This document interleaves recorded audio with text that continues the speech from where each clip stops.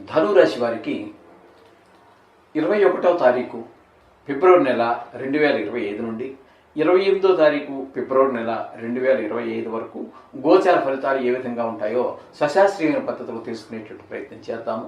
వృశ్చిక రాశి వారికి తృతీయ స్థానంలో బుధ, రవి, శని 3 గ్రహాల యొక్క సంచారం జరుగుతున్నది. అయితే ఇక్కడ బుధుడు మాత్రం యోగించజాలడు, కానీ రవి, శని గ్రహాలు రెండు కూడా యోగిస్తాయి. ఇకపోతే చతుర్థ స్థానంలో రాహు, శుక్ర గ్రహాల యొక్క సంచారం జరుగుతున్నది మీనంలో. అక్కడ శుక్రుడు మాత్రం అనుకూలిస్తాడు, రాహు అయితే అనుకూలించజాలడు. ఇకపోతే షష్టమ స్థానంలో గురు యొక్క సంచారం జరుగుతుంది. షష్టమ స్థానంలో గురు యొక్క సంచారము శుభ ఫలితములను ఇవ్వజాలదు. అట్లాగే షష్టమ సప్తమ స్థానాలు 2 స్థానాల్లో కుజుని యొక్క సంచారం జరుగుతున్నదండి. సప్తమ స్థానంలో ఒక 5 రోజులు రుజు మార్గంలోను 3 రోజులు వక్ర మార్గంలోనూ ఉన్న కారణంగా ఆ 3 రోజులు మాత్రం కుజుడు కూడా యోగిస్తాడు. ఇకపోతే దశమ స్థానంలో కేతుగ్రహం యొక్క సంచారం జరుగుతుంది. ధనురాశి వారి యొక్క గోచార ఫలిత సంచారం ఈ విధంగా ఉన్నది. ఇకపోతే తృతీయ స్థానంలో ఉన్నటువంటి రవి యొక్క సంచారము చాలా అనుకూలమైనటువంటి ఫలితాలు ఇస్తూ ఉంటుంది. తద్వారా ఆరోగ్యం బాగుంటుంది. అందరి యొక్క సహాయ సహకారాలు మనకి అందరి అందుతూ ఉంటాయి. అలాగే మీ సేవకులు, ఇంటి పక్కన ఉన్నటువంటి వారు, ఇటువంటి వారు అందరి యొక్క సహాయ సహకారాలు కూడా మనకి రవి యొక్క సంచారం వల్ల జరుగుతూ ఉంటుంది.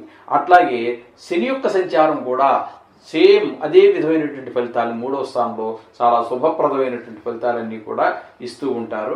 తద్వారా మనకి 3వ స్థానంలో అందరి యొక్క సహాయ సహకారాలు అందడం ద్వారా మనం వృత్తిపరంగా కానీ మరొక పరంగా కానీ సోదరులు, మన అన్నదమ్ములు కానీ ఇట్లాంటి వాళ్ళు అందరి యొక్క సహాయ సహకారాలు అవుతాయి. ఇక్కడ కారకుడు కాబట్టి మీరు కొనాలనుకున్నటువంటి కుజుడికి సంబంధించినటువంటి ఈ కారకత్వాల్లో అయినటువంటి ఇల్లు కొనడం కానీ, భూమి కొనడం కానీ, ఇటువంటి విషయాల్లో మీకు చాలా శని భగవానుడు కూడా మీకు యోగిస్తాడు, రవి యోగిస్తాడు ఈ 3వ స్థానంలో. కాబట్టి ఈ 2 గ్రహాలు మీకు అనుకూలమైనటువంటి ప్రదేశాల్లోనే మంచి ఫలితాలు ఇస్తూ ఉన్నాయి.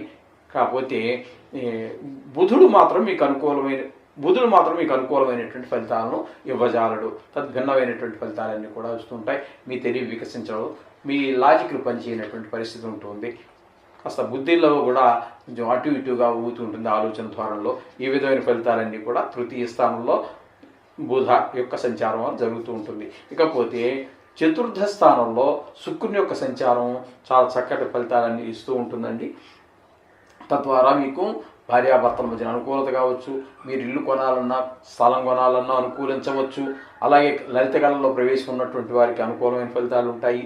అలాగే మీకు సినిమా రంగంలో ఉన్నటువంటి వారికి, టీవీ రంగంలో ఉన్నటువంటి వారికి, సోషల్ మీడియాలో ఉన్నటువంటి వారికి, ఇక లలిత కళలకు సంబంధించి అంటే పాట పాడేవారికి, నృత్యం చేసేవారికి, శిల్పకళలో లేదా చిత్ర లేఖనంలో, అయితే కాకుండా పల్లెటూరులో అనేక రకాలైనటువంటి కళలు ఉంటాయి.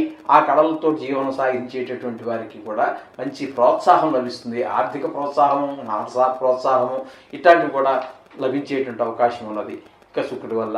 ఇకపోతే రాహు యొక్క సంచారం కూడా చతుర్థంలో ఉన్న కారణంగా అక్కడ మనకి తల్లి గారి యొక్క ఆరోగ్య విషయంలోనూ, లేకపోతే ఆ వయసులో ఉన్నటువంటి వారి యొక్క ఆరోగ్య విషయంలో తగిన జాగ్రత్త తీసుకోండి.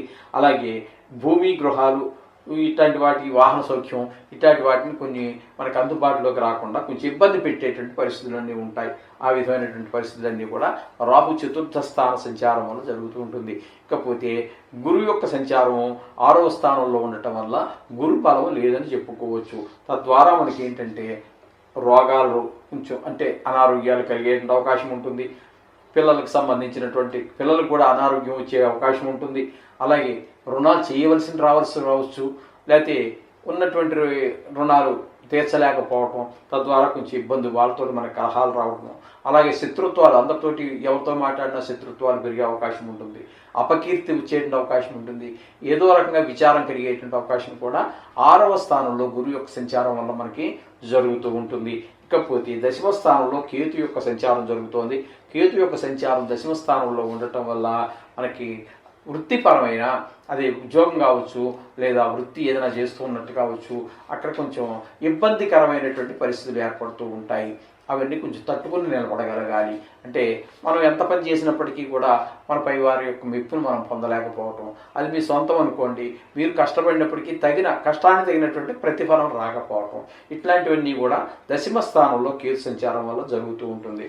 ఇక మొత్తంగా మనం చెప్పుకోవాలి అంటే ఈ ధనువు రాశి వారికి 4 గ్రహాల యొక్క అనుకూలత ఉన్నదండి. అదేంటంటే రవి, శని, శుక్ర గ్రహాల యొక్క అనుకూలత మనకి స్పష్టంగా గోచరిస్తూ ఉన్నది. కాబట్టి కుజుడు కూడా కొంతవరకు మనకి అనుకూలంగా కొద్ది రోజులు మాత్రం అనుకూలంగా మనకి అనుకూలమైన ఫలితాలు కనిపిస్తూ ఉన్నాయి. చేత మనకి ఈ రాశివారు పెట్టుబడి పెట్టాలనుకున్నా ఇందులో ఉన్న పెట్టుబడి పెట్టాలంటే ఆలోచించాల్సిన పని లేదండి. ఎందుకంటే శుక్రబలం పూర్తిగా ఉన్నది. లలిత కళల్లో ఉన్నటువంటి వారికి అందరికీ మంచి ప్రోత్సాహంగా లభిస్తుంటుంది. తృతీయంలో రవి వల్ల ఆరోగ్య విషయంలో కుటుంబంలో అందరికీ కూడా, అలాగే శని యొక్క తృతీయ సంచారం కూడా చాలా అనుకూలమైనటువంటి ఫలితాలన్నీ ఇస్తుంది. కాబట్టి మీరు పెట్టుబడి పెట్టాలనుకున్నటువంటి వారికి చాలా అనుకూలంగానే ఉంటుంది. మిగతా గ్రహాలు కొంత ప్రతికూలత ఉంటుంది, సహజంగానే ఉంటుంది. కాబట్టి మీరు నవగ్రహాలకు సంబంధించినటువంటి ఏదో ఒకటి చేసుకోండి, తప్పుని ఏం లేదు. గుడికి వెళ్ళండి లేదా ఇంటి దగ్గర ప్రార్థించండి, అంతా మంచి జరుగుతుంది. ఇందులో సందేహించాల్సిన పని ఏమి లేదండి. గ్రహాల యొక్క అనుకూలత తగ్గి అనుగ్రహం పెరిగినట్టయితే మనకి జీవితం అంతా కూడా సాఫీగా జరిగే అవకాశం. శుభం భూయాత్.